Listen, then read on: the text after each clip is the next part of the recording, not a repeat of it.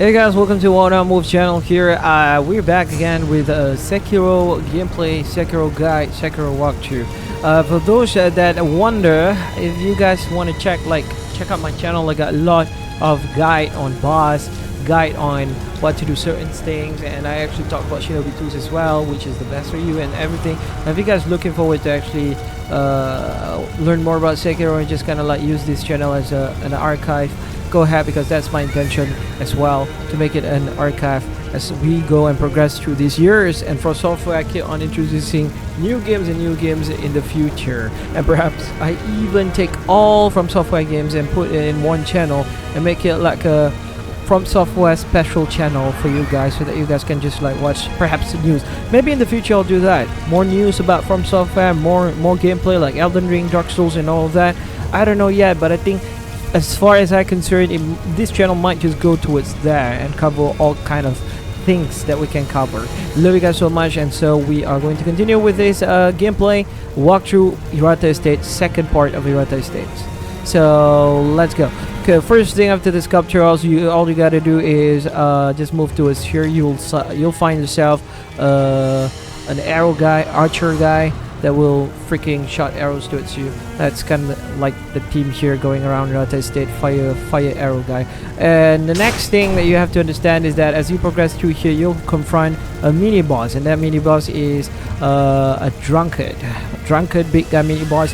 The first one of the mini boss that I would suggest you to make use of oil and flame van, because this two is going to make him a little bit easier to go against with. So just keep that in mind.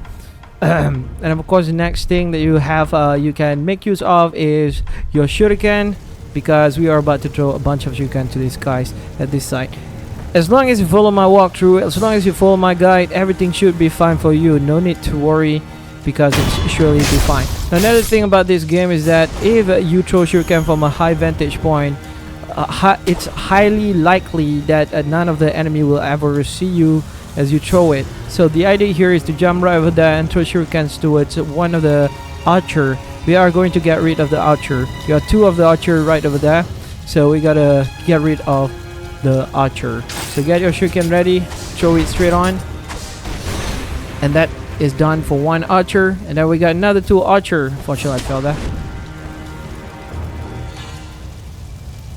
Okay, another archer right over there.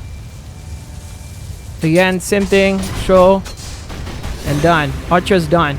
Now, I would suggest you to get a death blow on the armor guy. The armor guy is going to be a pretty much annoying enemy to go for. Unfortunately, I failed to get the death blow. It's fine. But the idea is to get the death blow on this armor guy. Things will be way easier for you if you get a death blow towards this armor guy. Just one more attack, that's it, done. Alright, nice. And the rest is just a 3-tap kind of enemies. 3 taps kind of enemy. Pretty easy, pretty simple. Now, the alternative route to fight against these guys is that you can stab your way out of them. Very useful, very useful. You can just actually sneak underneath here and just kind of like make your way towards the end of this hallway. You can stealth through them, but I would suggest kill them, because they will become a heavy burden for you as you progress through to fight the mini boss, because there's something that I would suggest you to go for as you fight against the mini boss. Kill 3 hit, and that is a armor guy. Supposedly, if you do it correctly, you should be able to stealth him inside. It's just that he gets alerted quite easily, so that's one thing. They always like get staggered or get stunned, or I think stunned. I don't know how to say it. Every 2 hits. So every 2 hits you apply here on the armored enemy, they will stop. It will disturb their attack. Now that's the word that I'm looking for. Go inside this house, get some of the item and trinkets. Dosing powder, very important if you get burned. Get all the stuff here that you can get your hands on. Alright, done. Alright, another point is to really to take important here. I mean, another important points for you to really be aware of. This mini boss is highly on. He's strong. That's one thing. Secondly, he's full poisons. He even inflict poison as a matter of fact on his sword. So stay away from it. Now poison, even if you deflect the attack, you'll still get inflicted by poison build up. So what I suggest you to do is that in this first playthrough, what you gotta do is just inflict as much damage as possible while being very highly aware of the attack pattern. It's usually just like 2 hits deflect, 2 hits deflect, but some of these attacks require you to only allow you to hit one time before you get hit again. So just understand the moveset from this mini boss. It's really important for you to just like master his moveset. It's really easy to master because he's the slow one here. He's the slow one. He got a little bit of delay attack, but you do not have to worry about that. As I suggested to you guys like early on the first, at least I think it was like on the second or the first playthrough, first walkthrough and guide, you can always block first and then just use this tab. So what it means by that is that you hold your block as soon as the attack try to reach you, gonna reach you, you just simply tap it. And most of the time new players, this thing can actually teach you how to perfect deflects, and new players you won't be worried about it because even if you didn't manage to get to deflects, you will actually get the block. So get that in mind. Now there are 2 options to go for this. First is that you use that NPC, and with that NPC you kind of like just go through inside and just wreck everything. Or the second one is just by pulling the mini boss towards you, which is this area, and fight against that mini boss. Try your best to fight against that mini boss as best as possible, or even call that guy as you pull the mini boss right towards you. Call that guy and he will actually join the fight, and the rest of the mini or the henchmen, the rest of the minions and henchmen right after that won't even notice that you're doing that butchering session with this boss. So as long as you follow my walkthrough, my guide, you'll be fine. So that's what we're gonna do first. First of all, go inside this house and finish all the enemies that you can see inside this house. So the idea of this fight is to pull the mini boss towards you. You don't want to be fighting those mini boss with those henchmen around him. It'll make your life harder and difficult. Let's get our pellet on here for us. Alright. So the idea here is just to crouch, walk till a certain point, and then stand, and that, oh sorry, a little bit further, then stand, and that boss will fill up. Once he fill up with the yellow bar, just walk towards back. Just walk back and he will follow you. He will come towards you. Get ready of your flame van and get ready of your oil because you're about to use it, and spam it as best as possible against this boss. Fire damage is so well against him, 100%. Okay, so let him come towards you. Throw the stuff here. Oh my god, that didn't hit him. Throw the oil towards him. Let him come towards you. Don't worry. Be patient with the fight. Let him attack first. He's super slow. Burn him up. Slash him 3 times. Back off. Jump for a sweep attack there. Slash him again. Back off. Throw. Burn. Slash him again. Pretty easy. Now we already got half of his HP already. So that grab attack is very dangerous. This is his poison attack. Very dangerous as well. Pull him in. No worries. Nice. That's a good one actually.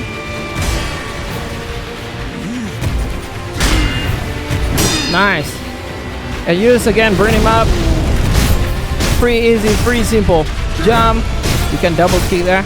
But we almost get his HP. So he's done. First HP down.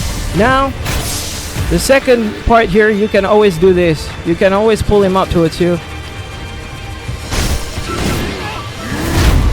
Just roll back, no worries if you get stunned. Pull him towards you. Usually he won't follow because of the, I don't know, he just loves to stay out of water. But sometimes he actually follows, so no worries. Pull him towards you. Beware the poison build up.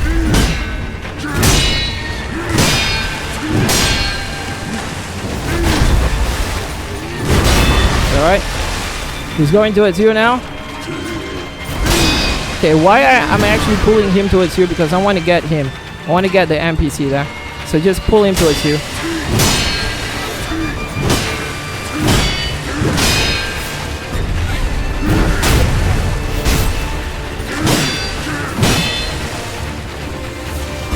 Okay, try to grab. Call this NPC out. Just finish the dialogue as fast as possible. And then he will join the fight.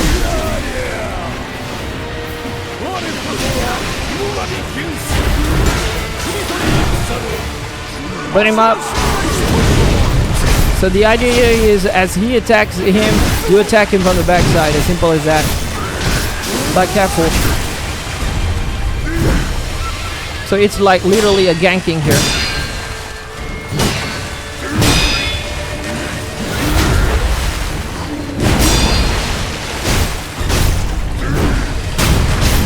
Look at that.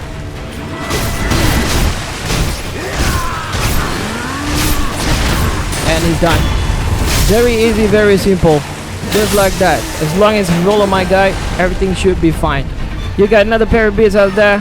And then let's get rid of this minion. Very easy to get rid of because we now have the aid of this NPC to help us.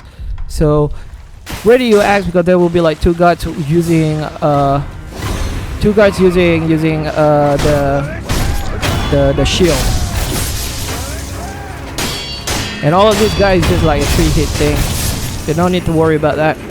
Oh, unfortunately the NPC actually won't follow as soon as Jizo died. I mean the drunkard died. So I forgot about that part. But yeah, he won't follow you here. So you can still, it won't be a problem. As long as you know the rules here. Where to engage, what to engage first. Look at that. Like that. Just back off first. Do not try to attack. And then kill him off. And same with this guy. He will try to attack you. Back off first, not try to attack, and then pull out with your axe. Done, done, done. Pretty easy, pretty simple, very effective. Now let's start with this NPC right here. Hello. Yeah, definitely. There you go. There you go. Pretty simple. And now you can proceed. Proceed normally inside this house. There will be few men at the other side. No worries to them as well. Look at that. 2 guys actually. No worries for them as well. They are pretty simple, pretty easy to kill. 3 hits attack kind of things. Always go down with 3 hits. Done. Yeah, explore this place first before you proceed.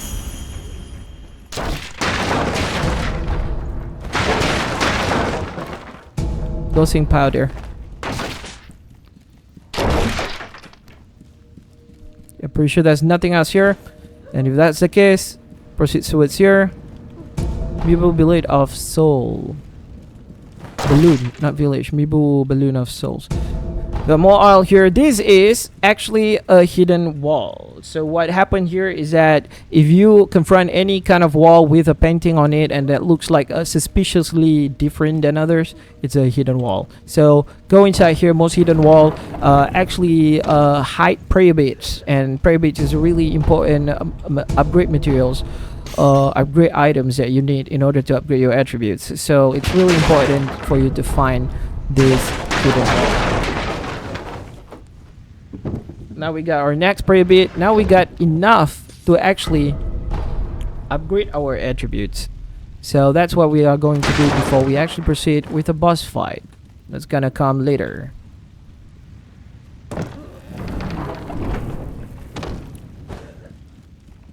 Now you can talk with her. Now this is the same NPC as we met at outskirts Ashina. She's the one that give us bell for this area. Yeah, this is like the past. So we actually met her. Let's go and rest here. We got 5 praise beads, as a matter of fact. Let's level up our attributes. Nice. We got second prayer necklace. Alright, it's really important to note that this next boss, she will be a very tough one. She is the first fast-paced boss fight that you're going to encounter. But you shouldn't need to be worried that much because you got Shuriken now with you, and you got all of the thing, very good stuff with you as well. And you got Ichimonji. Speaking of Ichimonji, I rarely use it. I rarely actually show you when to use it. It's just because the usage of Ichimonji is really the timing need to be right because it's a slow attack but a powerful one, and I do have my own my own way of using Ichimonji, just not at a certain part. Most of the part I didn't use Ichimonji because Ichimonji is such a slow move. Anyway, you can use this Ichimonji as well against her. It will be really powerful. And then we got this healing item. Now we got 4 health healing item. Differ to if you actually choose to get to her early on in the game, you will have only 1 or 2 healing items. Healing, maximum healing. So if you want to face her with a much better survivability, maybe I butchered that word, but yeah, you guys know what I mean. If you want to survive better against her, I would suggest you to get at least 4 to 5 healing guards or healing items. This is really useful for you. Alright, before we actually go to the fight, let's check our skills really quick here because I just noticed that I got 3 skill points and we can actually do the Shinobi Ice counter. We do not need the Shinobi Ice counter now, particularly. Flowy water requires amount of damage to both you when attacked by an enemy with a sword. This actually works well as well. But I don't think Lady Butterfly actually have anything to do with sword. She's using kunai and knife. And then this one, a talent for a few seconds after deflection increases damage to enemy posture from all sides. The Shina style is deeply okay. This one is really important, a very, very important mechanic. Posture upon executing successfully. This one doesn't matter that much. So it's either at this point you may choose. Do you want to go for Shinobi Ice? Very useful, but not against Lady Butterfly. But much more useful against Lady Butterfly is the Descending Cob. Descending Cob will actually be a better, much more useful passive skill that you can get now. I would suggest go for Descending Cob, depending on the situation, but it really doesn't really matter because even if there's a changes in certain thing, these skills require you to do a perfect reflex, and once you do a perfect reflex, you can actually have a kind of a buff on you so that your next attack will inflict a much more better posture damage towards the enemy, which highly require to go against bosses. Alright, so we're done with that. I actually picked that one, so we got extra 2. That extra 2 we are going to wait until we can get Shinobi Ice for ourselves. In this fight, another thing to note is that you are going to rely on Snapseed quite a lot. Okay, now you may not choose to have a Snapseed. You may not choose to use Snapseed. There are ways to actually fight her without using Snapseed, but it requires you to run around like a clown. So you need to run around and avoid some attacks, and then when she summon her convert her spirits or illusion into a 1,000 of flying kunai, I guess, you need to run away and avoid that attack. You guys of course can check out an advanced boss guide that I put out in my channel or on my channel. Go ahead and check that out against Lady Butterfly. Now Lady Butterfly is a very fun boss to fight against, and she's actually not that hard to go for. So get your Snapseed ready because you might need it. Where did I get this Snapseed? Go back to the previous video and you will know. Done with that guy. Talk with him. I wouldn't go into that. Dreadful illusion. Blah blah blah blah. So this guy will give you at least 2 Snapseed. If I'm not mistaken, 1. Only 1. Oof. I thought that would be more. Okay, Snapseed only useful in the second phase when she summoned her illusion. On first phase, it's all about fighting. Get ready your kunai. Again, this is another trick I already have explained in my advanced gameplay. But I'll explain here for the sake of this walkthrough and guide. Lady Butterfly loves to jump, alright? And her biggest weakness is deflecting her moveset. So it's really highly recommend for you to actually learn how to deflect her attack or deflect her moveset, because lots of moveset she won't continue. She will get interrupted. She won't continue her combo as you deflect her attacks. For example, the kick, the roundhouse kick. If you deflect that attack, she'll stop, she'll stumble, she cannot continue her combo. So this fight requires you to do a lot of deflection, and when it's enough enough to annoy her, she'll jump back, you know, she'll go on top of a rope or something like that. And this is when you require to use, highly advisable to use kunai, to use shuriken against her. As she jump off the rope, or anytime, as a matter of fact, when she's on air, jumping or gliding, use shurikens and she'll get down, she'll get hit down. The shuriken will hit her down, and that will cause a ton of posture meter build up on her part. So keep that in mind. Her weakness is the shuriken. And of course, fire do a much well deserving damage as well. If you like to just combine with flame vent, you may, but I would suggest is keep your spirit emblem with shuriken, because that's how you focus in the fight. Use the key given by Wolffather to us, and continue forward. 父上、母上、少女よ、みんなどこへ行ったのだ。巫女様、現実か。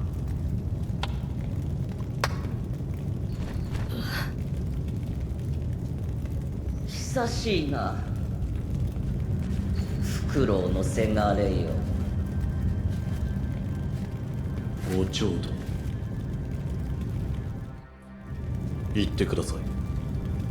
そなたはなすべきことをなすのです。わかりました。 Do learn her moveset. It's not really hard to learn her moveset. It may looks like too much complicated, but trust me, it's not really complicated. Most of the times, any bosses in this game, as a matter of fact, all of the bosses in the game, they have like 3 types of combo differ from one another. It's really easy to actually read what kind of combo they will start with, what kind of combo they will do with the initial moveset that they're gonna start with. So it's really easy as you focus on it. As soon as you learn the combo and stuff, the moveset and stuff, all the boss will be like nothing to you. And trust me, it's only required for you to actually learn a certain moveset, learn a certain combo, and just like implement it in your brain, in your mentality, in your mental, and in that way you can just kind of like have that sudden reaction towards a certain moveset that the enemy have. That's always the key. That is always the key to actually learn Sekiro better. So keep that in mind. Don't be afraid to just learn a moveset.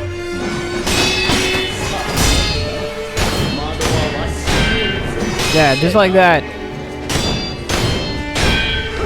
That is the roundhouse kick that I was talking about. Not really a roundhouse kick, but yeah, you know what I mean.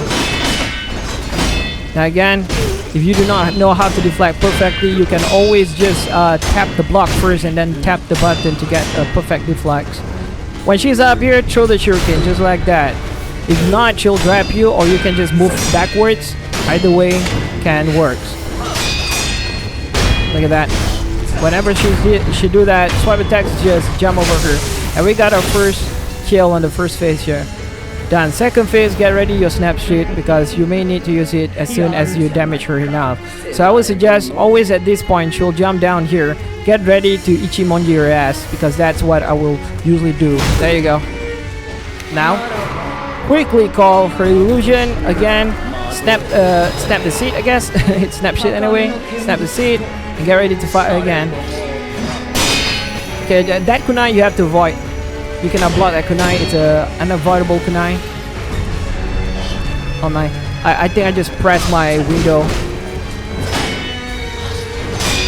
Whenever she did this combo, just move away. You don't want to block her too much, because if your meter is quite full, it's really hard to block or perfect deflect that attack. That moveset, just run away. And she's gonna end with sweep attacks. As soon as she did that, or you see the kanji, just freaking get to her.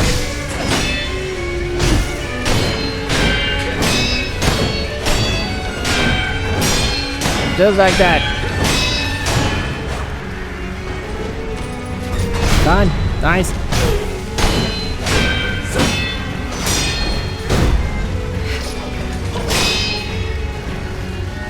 She did that again, but it's okay. Go back. Snaps it. She's right over there. She's jumped.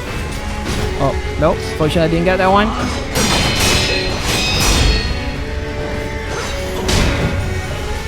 Just be patient. Done. As you guys can see, it's all about reading her moveset. And got it. Done. GG. Good way to end the fight.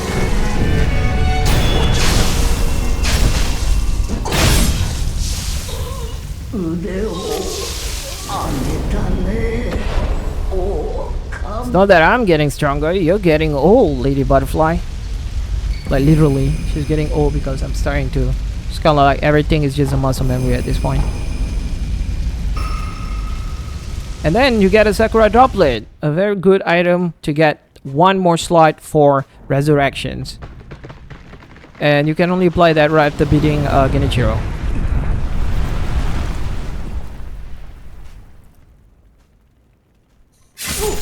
Ooh, who might that be?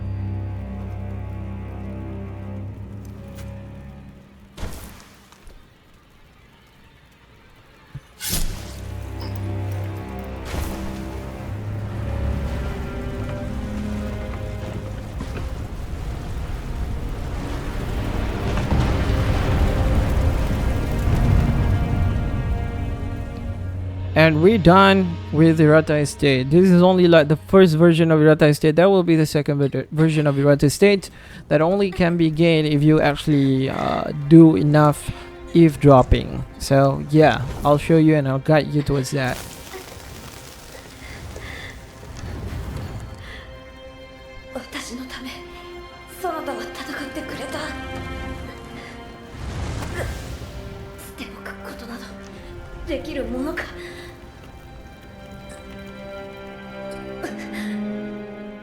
Kuro came back for us and then give us take my blind leaf again. Yeah, there you go. That's the first time when we get that resurrective power by Kuro. Kuro give us a resurrective power. So basically we died before. That was our past and we died in that past. And the only reason why we live now because Kuro gave us his blood. So what a story, right guys? Alright, ladies and gents, thank you so much for that. We will continue our gameplay, our walkthrough, our guide here in the next video. I hope you guys enjoy what you guys saw, and it's been a pleasure to do this for you guys. Love you guys. See you guys on One On Move channel next video. GG.